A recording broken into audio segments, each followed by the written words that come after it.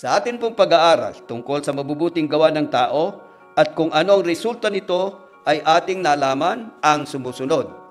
Una, kung ang tao ay gumagawa ng mabuti at may layuning ang kanyang mabubuting gawa ang sa kanya ay magligtas, ang kanyang mabubuting gawa ay maruming basahan sa paningin ng Diyos.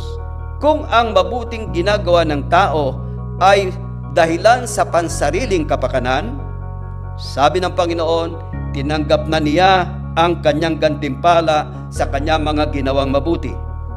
Katatlo, kung ang isang taong gumagawa ng mabuti ay ginagawa niya iyon dahilan sa ang mabuting gawain ay mabuti, siya ay mag-aani ayon sa kanyang itinanim. At ikaapat, kung ang isang tao ay gumagawa ng mabuti sa dahilang gusto niyang malapit sa Panginoon, ang Panginoon ay gagawa ng paraan sa kanyang ikaliligtas.